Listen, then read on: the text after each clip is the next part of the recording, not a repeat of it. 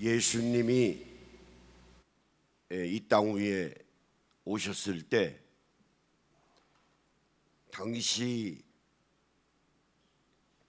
예루살렘 성전, 회록 선전이죠.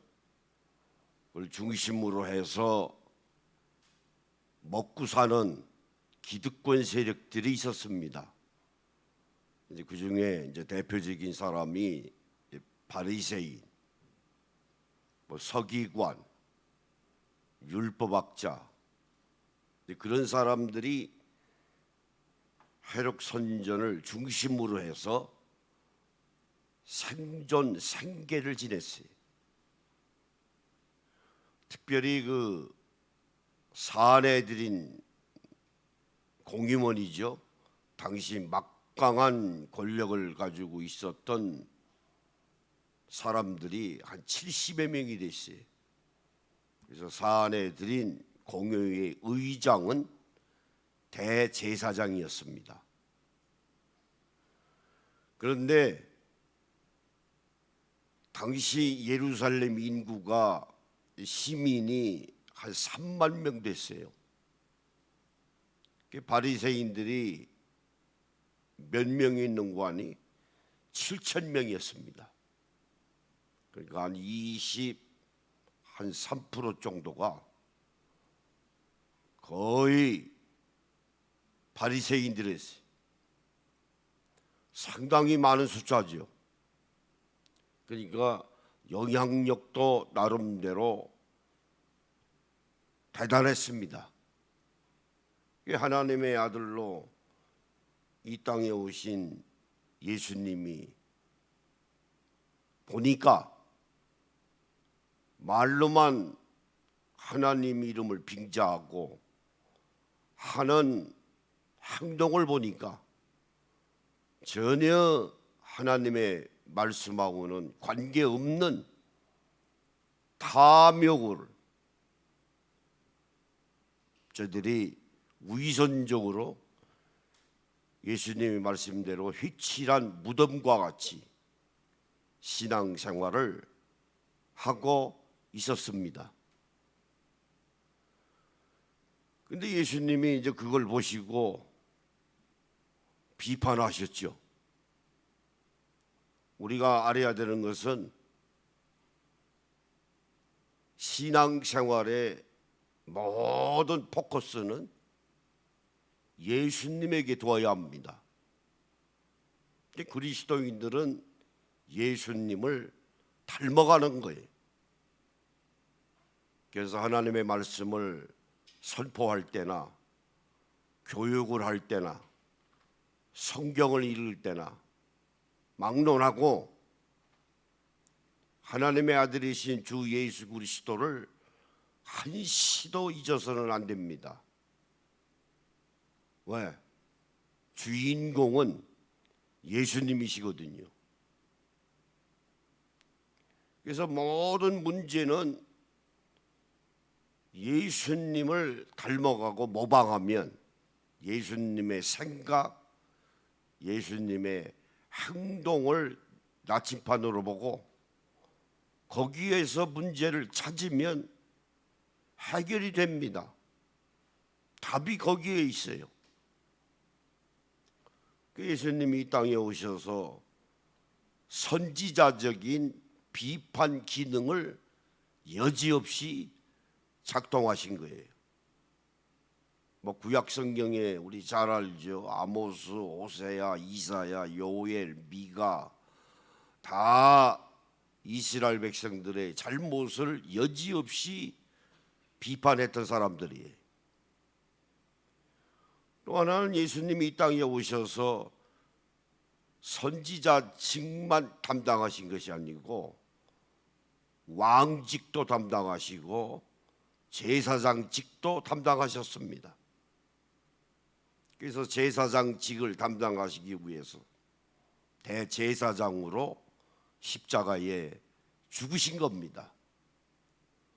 뿐만 아니라 왕직도 행사하셨어요.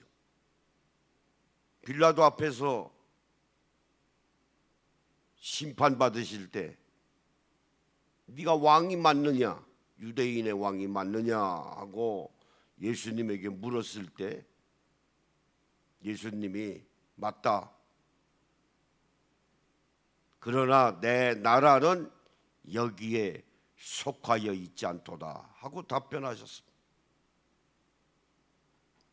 근데 오늘 우리는 왕직도 행사하지 못하고 또 하나는 제사장직만 남아있고 그래서 우리가 예배드리죠. 선지자직의 비판 기능은 거의 실종이 됐습니다.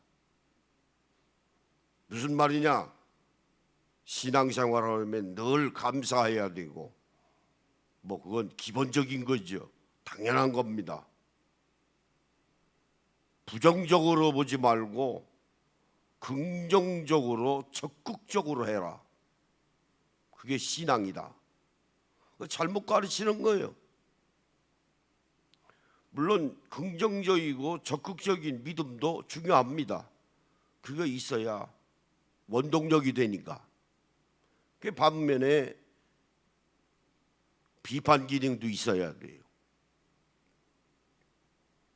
지금 뭐 이재명 정부가 예를 들면은 뭐 정치 얘기는 아닙니다만은 뭐 돌아가는 상황 보면은 지지율이 얼마나 높습니까? 제가 생각하기에는 그것도 걱정이에요. 지방선거에서 거의 이길 것 같은데 정치가 정치다운 정치가 되려면 야당도 건강해야 합니다. 견제 세력이 있어야 돼요. 비판 기능이 있어야 돼요. 그 야당이 거의 실종됐잖아요. 기능을 못 하잖아요. 그 여당으로 몰표가 다 가버리면 그 권력이 대단할 텐데 그것도 걱정이에요. 권력이 한가운데로 쏠리면 또 부정부패가 나옵니다. 인간의 속성이 그렇게 돼 있어요. 지금 뭐 전쟁이 일어나는 것도 교황이 한마디 했더라고요. 권력과 돈밖에 모르는 사람들이 그것을 우상시한 결과다. 맞습니다. 돈밖에 모르는 사람들, 권력을 마음대로 휘둘러서 그 자체를 우상시한 결과가 전쟁이 일으키기도 하고. 정리하라, 끝내라 이 말이에요. 뭐 하나님이 심판하시겠습니다마는 중요한 것은 비판할 건 비판해야 합니다. 저는 신학 공부 8년을 하면서 맨 비판만 했어요. 그런 공부를 했어요. 그렇게 논문도 그렇게 쓰고 책도 그렇게 써고. 그러니까 비판을 안 하면 모른다고는 말이거든요. 그러니까 비판을 위한 비판을 해서는 안 되고 비판함에 있어서 대처 방안이 있어야 합니다. 그렇지 않겠어요? 대처 방안이 있고 난 후에 비판하는 것은 건강한 거예요. 내가 병들었습니다. 건강해. 자기 착하게 빠져가지고 뭐 하나님이 다 알아서 하시겠지. 병원도 안 가고 건강검진도 안 받고 그 병을 키우면 그 폐해는 누가 가는 겁니까? 환자한테 가는 거예요. 수명 단축하는 겁니다. 그러니까 오늘의 교회도 늘 감사해라. 적극적이고 긍정적인 생각을 해라. 세상이 적극적이고 긍정적인 생각만 가지고 문제가 해결이 됩니까? 신앙도 마찬가지예요. 세상은 이렇게 안 돌아가는데 그건요, 기득권 세력들이 달래는 소리예요. 우리가 그거 속지 말아야 합니다. 현상 유지하려니까 권력과 돈을 가지고 있는 사람들이 야, 이 사람들아 건강해, 그러고 감사해, 뭐 불만 불평해, 적극적으로 긍정적으로 살아. 너희가 그렇게 어려운 것은 나와 같이 아니해서 부정적으로 보고 소극적으로 보고 그래서 그렇게 사는 거야. 그거요, 달래는 소리예요. 자기 일을 피곤하게 만드는 거예요. 믿는 사람들을 비판해야 건강한 겁니다. 학문도 비판해야 발전이 되고 정치도 비판 세력이 있어야 건강한 국민을 위한 정치를 할 수 있어요. 모든 게 그렇습니다. 그런데 교회만은 비판 기능이 없어. 다 좋은 게 좋은 거야. 은혜스럽다고 해가지고. 그러니까 바른 소리 하는 사람 없어요.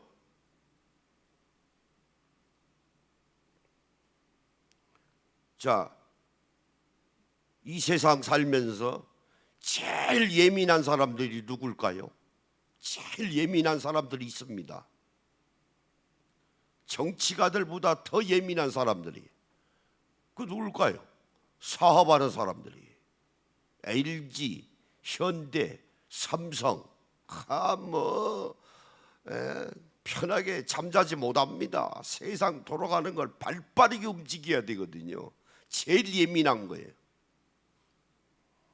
반면에 변하지 아니하고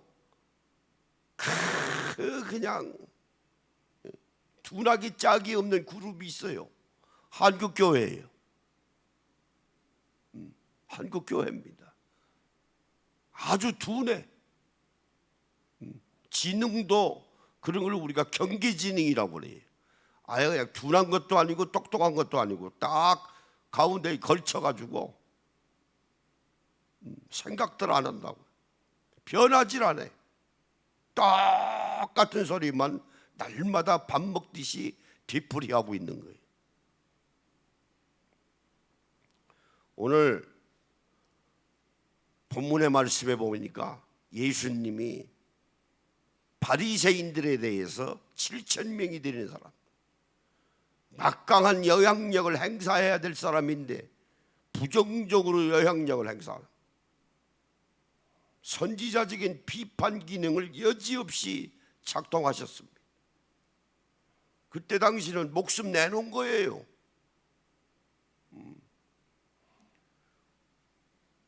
마태복음 12장 46절에서 50절에 33절에서 34절의 말씀에 보면 나무도 좋고 열매도 좋다 하든지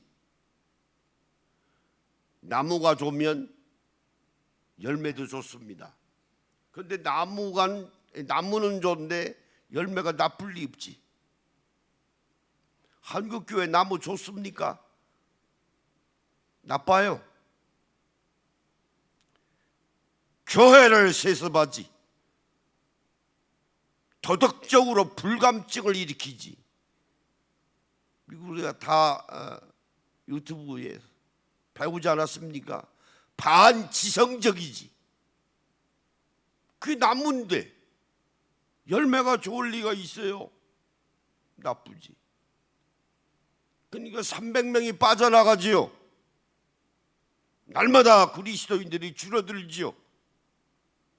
나쁘니까 그런 거예요, 나무가. 또 하나는 나무가 좋으면 열매도 좋습니다. 그건 당연한 거예요. 그러니까 나무도 좋지 않고 열매도 좋지 않다든지 좋으면 좋고 나쁘면 나쁘다 하라. 왜? 그 열매로 나무를 아느니라. 이게 지금 바리새인들을 보고 하는 소리예요. 이 독사 이 자식들아. 예. 이게 영어 성경에 보니까 이 뱀의 혈통을 가진 것들아. 얘는 번역을 이렇게 했습니다마는 여기서 뱀이 뭡니까? 에덴 동산에서 아담과 하와를 유혹했던 사탄 마귀예요. 그 혈통을 가지고 있는 것들아. 하나님의 말씀을 빙자하고 있는가? 너희들이 무슨 바리새인이야? 해력성전에 모여서 날마다 제사 지내 장사하는 것들이 그 말이에요. 이게 오늘 우리하고 뭐가 다릅니까? 저는 여지없이 똑같다고 생각을 해요. 너희는 악하니 어떻게 선한 말을 할 수 있느냐? 이는 마음에 가득한 것을 입으로 말합니다. 요한복음 8장 44절에 보면 너희는 너의 아비 마귀에게서 났느니, 아예 마귀 새끼라고 말해요. 예수님의 말씀이에요.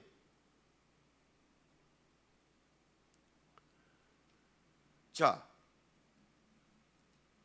우리가 한번 물어봐요. 세계에서 제일 가는 교회도 대한민국 여의도에 자리 잡고 있습니다. 세계에서 제일 가는 장로교회도 한국에 있어요. 서울에 있어요. 세계에서 제일 가는 침리교회도 구로구에 있습니다. 세계에서 제일 가는 감리교회도 서울에 있어요. 그런데 아무 영향력이 없어요. 한번 생각해 보세요. 광화문에 계모하는 군중들이 100만 명 모이면 그 정권 내놓습니다. 우리가 그랬잖아요. 대통령 하나 나갔잖아요. 100만 명이 모여서 우시아우시아 하니까 어떻게 정치를 하겠어요? 근데 한국 교회는 1000만 명인데 아무런 변화가 없어. 그럼 물어야 되지 않겠어요?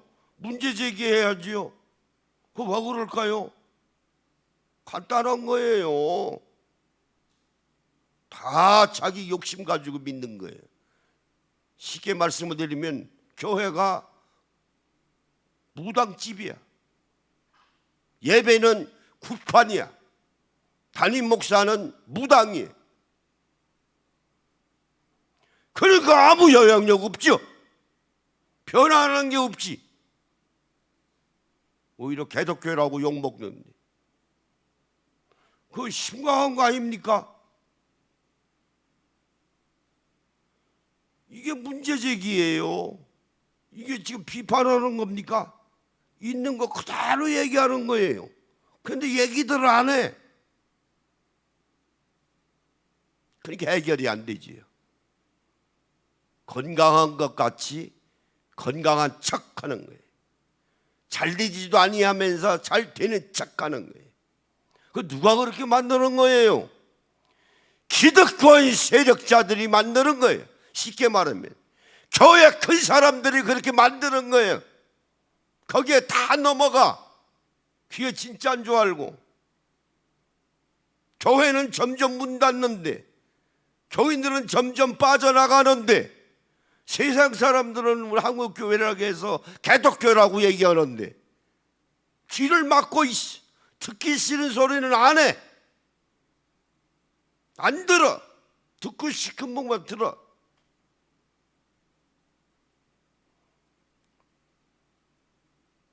오광남이라고 하는 종교학자가 있습니다. 몇 년 전에 베스트셀러였어요. 한국교회는 제목이 그예요. 예수가 없다. 맞아요.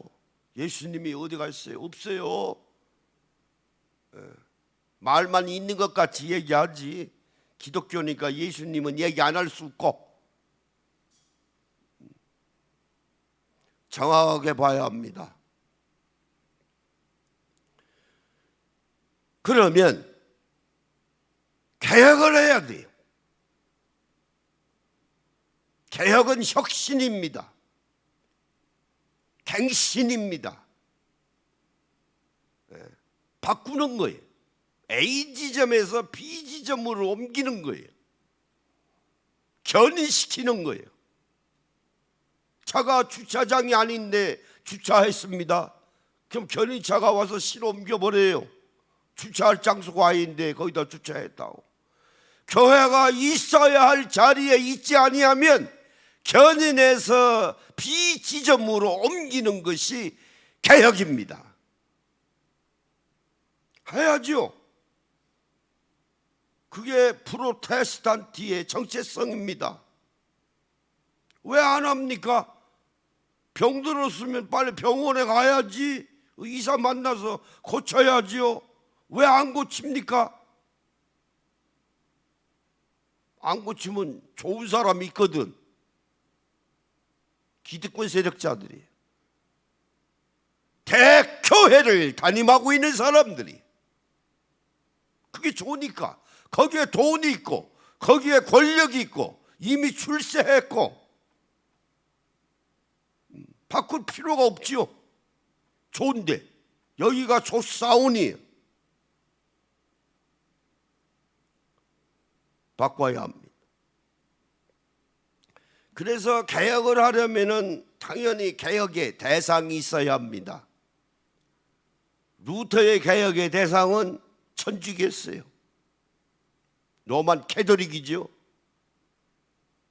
돈벌이에 환장해서 면죄부를 팔아넘기니까 루터가 비판했습니다. 여보셔, 돈지갑부터 희심해. 어디 성경에 면죄부가 있는가? 행함으로 구원받는가? 지금도 캐톨릭 TV 보십시오. 날마다 미사하다가 세월 보내. 뭐 하소서 뭐 이렇게 하고 또 뭐 이렇게 하고 날마다 이짓거리 하고 있어요. 루터가 그 행하는 거거든요. 그거로 구원 못 받아. 하나님의 아들이신 예수 그리스도를 믿음으로 말미암아 구원받아. 왜 성경은 너희들만 아는가? 일반 사람들도 알아야지. 오직 성경으로만. 교황의 은총이 아니야. 예수님의 은총이야. 루터가 싸웠습니다. 비판했습니다. 칼빈도 마찬가지예요. 싸웠어요. 싸웠습니다. 교회 안에 들어있는 헌금은 그리스도의 이름으로 하나님께 드려진 것인데 기독교 강요 4권에 있는 겁니다. 마땅히 교인들에게 분배하는가 안 하는가 하는 것은 담임 목사의 권력과 의지에 달려있다고 그랬어요. 정확하게 본 말이에요. 장로교 사람들 그 얘기 안 하지. 손해보니까. 그게 16세기입니다. 우리 이미 배웠어요.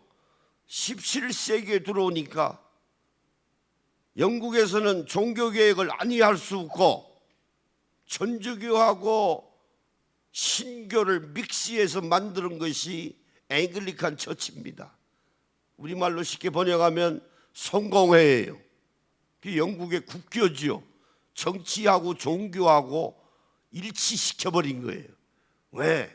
세금을 걷어들이기가 쉽거든요. 그래도 돈벌이가 쉽거든.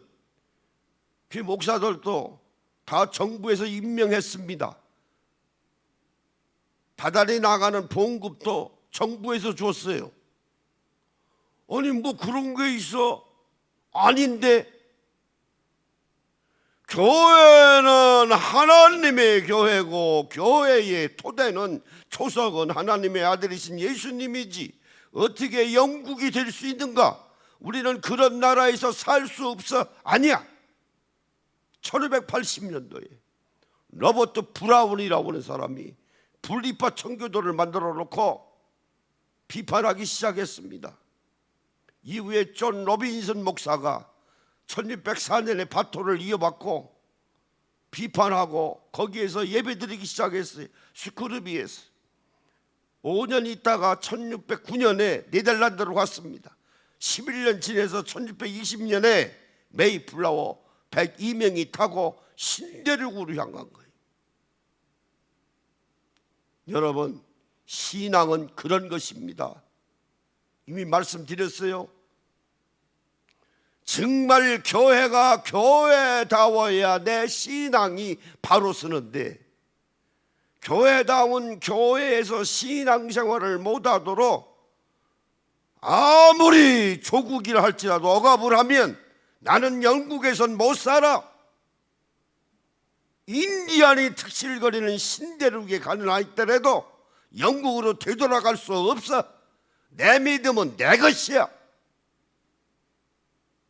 믿음은 그런 것입니다. 좋은 게 좋다고 와 하고 몰려다니고 외모 지상주의에 빠져서 아무 생각 없이 목사를 무당으로 보고 예배를 구판으로 보고 교회를 무슨 무당집으로 착각을 하는 그런 신앙생활을 하고 있으면 그게 바른 신앙입니까? 정신 차려야지. 그게 17세기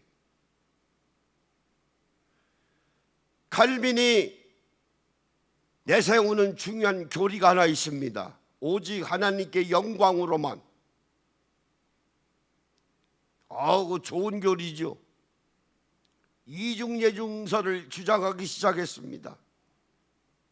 이미 선택된 사람은 천국에 갈 것이고 유기된 사람, 하나님으로부터 버림받은 사람은 지옥 갈 것이야. 장로교회에 들어와 있는 사람은 적어도 선택된 사람이야. 아주 선민사상이 강했습니다. 부자들이 막 몰려들었어요. 그뿐만이 아닙니다. 도덕적인 불감증이, 어차피 나는 돈도 먹고 하나님의 축복을 받아서 어차피 나는 하나님으로부터 선택받은 사람이야. 누가 뭐라고 하더라도 난 구원받았어. 도덕적으로 불감증이 일어난 거예요. 무슨 짓을 한 거예요. 다 수단과 방법이 없어요. 여기에 200년 후에 반기를 들고 나온 사람이 웨슬레입니다. 아니야, 이중예정설이 아니야. 하나님의 구원은 모든 사람을 위한 구원이야. 구원받는가 받지 아니하는 것은 인간의 의지가 달려있어. 하나님의 절대 주권을 내세워서 오직 하나님께 영광으로만 내세우면 인간의 의지는 어디로 갔는가? 너희들 돈이 많아. 아니야. 하나님이 주신 돈도 청지기의 믿음을 가지고 주위에 어려운 사람들에게 다 나눠줘야 돼. 너희들만 잘 먹고 잘 살기 위해서 하나님이 너희들에게 물질을 주었는가? 웨슬레가요 막 나눠줬어요. 그게 18세기입니다. 영국이 변화가 됐어요. 그러니까 루터의 개혁의 대상은 천주교고 칼빈도 마찬가지입니다만 분리파 청교도 회중교인들의 개혁의 대상은 영국의 국교 성공회입니다. 웨슬레의 개혁의 대상은 장로교입니다. 우리 동기들의 단톡방이 있어요. 감리교 자랑하지 마라. 감리교가 감리교의 정체성을 가지고 있어야지. 왜 오늘의 한국의 감리교회가 장로교회를 닮아가고 있는가? 감리교를 어디로 갔는가? 그때 동기 하나가 문자가 왔더라고요. 잘난 척하지 말라고. 아무 소리 안 했어요. 10분쯤 있다가 문자가 왔어. 미안하다고. 미안하지. 내가 뭐 잘난 척 한 겁니까? 있는 소리 한 거지. 그게 듣기 싫은 거예요. 은퇴를 했어도 듣기 싫은 거예요. 그렇게 목회를 했으면서. 자, 18세기 지나고 19세기 접어들어요. 이제 자본주의가 본격적으로 시작이 되는 시점입니다. 웨슬레 이후에 아담 스미서가 등장합니다. 그게 동시대 사람들이에요. 웨슬레하고 자유방음주의입니다. 수정자본주의가 1920년대부터 시작이 됐어요. 1970년대부터 신자유 자본주의가 시작됐어요. 그러니까 19세기, 20세기, 21세기는 자본주의 시대예요. 세기가. 그게 250년이에요. 답이 나와 있어요. 아주 뻔한 이야기입니다. 웨슬레 이후에 지구촌에 있는 모든 교회들이 자본주의의 편성이 돼서 다 돈벌이에 나선 거예요. 그러니까 사람 끌어들이기 시작한 거예요. 전도라고는 이름 아니에요. 전도는 하긴 하되 전도가 목적이 돼서 전도 지상주의가 되면은 사람 끌이는 것 자체가 우상입니다. 왜? 전도를 하니까 재밌거든. 돈이 생기거든. 권력이 생기거든. 감독하고 감독이자고 총회장 하거든. 정신 차려야 합니다. 그거 뻔한 거예요. 내가 지금 틀린 말 하는 겁니까? 눈에 다 보이는 얘기인데 그게 하나님의 은혜입니까? 그게 하나님의 축복입니까? 헌금 작사하는 거지. 그 우리나라뿐만 아니라 세계 교회가 다 그랬어. 그래서 유럽의 교회들이 저주를 받아서 문 닫는 것이고 지금도 점점 문 닫아가는 이유가 바로 그겁니다. 장사 그만해. 그만해. 그러면 제일 해준 교회의 개혁의 대상은 누굽니까? 한국교회입니다.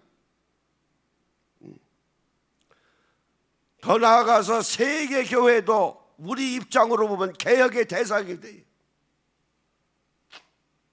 이것을 답을 못 내놔요. 답이 없어. 그래서 유튜브 하는 겁니다. 하나씩 답을 내놓을 겁니다. 답이 나와 있어요. 성경에 나와 있어요. 자, 정리를 합니다.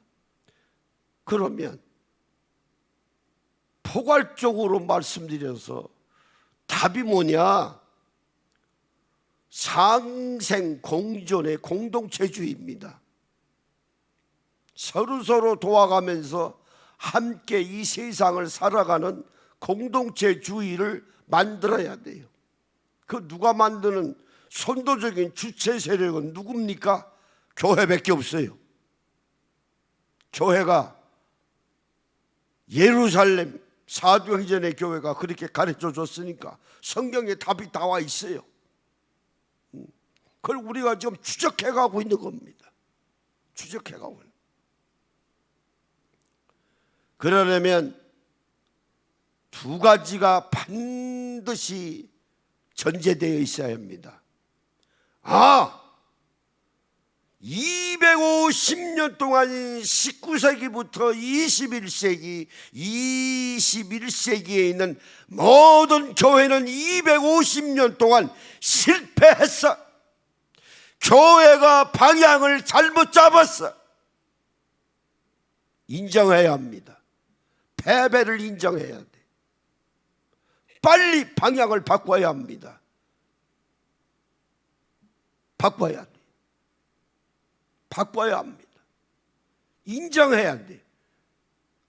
환자가 병원에 갈 때는 자기 병을 인정하고 의사를 찾아가는 거예요. 그래야 병을 고치죠. 난 건강한데 내가 왜 병원에 가? 우리 교인은 500명, 1000명, 2000명, 10,000명, 5만 명인데 왜 교회가 왜 병원에 가? 우리 교회는 세계에서 제일 큰데. 여러분, 덩치가 큰 것일수록 쓰러지면 일어나기 힘듭니다. 그거요, 순간이에요. 오히려 조그만 거는 쉬워요, 살아남기가. 자동차적으로 차네요. 큰 화물차는 운전하기 어렵습니다. 방향 잡기가. 핸들 하나하나가 어려워요. 더 조그만 차 핸들 딱 잡으면 방향 바꾸기 쉬워요. 조금만 바꿔도 확 하고 움직이니까. 크다고 좋은 게 아니에요. 더 위험합니다. 서구 유럽의 교회가 큰 교회들이 얼마나 많았는데요. 다 무너졌어요. 공룡이 지구상에서 왜 멸종됐는데요? 덩치가 너무 크다 보니까 먹을 것이 없어서 멸종된 거예요. 크다고 좋을 거 없어요. 망할 징조입니다. 그러므로 실패했어. 250년 동안 실패했어. 교회가 실패했어. 인정하는 거예요. 인정하는 거예요. 그러고 난 다음에는 힘을 키워야 합니다. 실패했으니까 그냥 있을 수 없잖아요. 다시 일어서야 하잖아요. 실패했다고 주저앉습니까? 서구 유럽의 교회는 주저앉았어요. 힘이 없어서. 그 뭐 알아야 힘을 키우지요. 날마다 신학 하나만 달라가니까 모르지. 신학 하나만 하니까. 주위에 철학도 있고 역사학도 있고 종교학도 있고 경제도 있고 문화학도 있고 그거 다 몰라.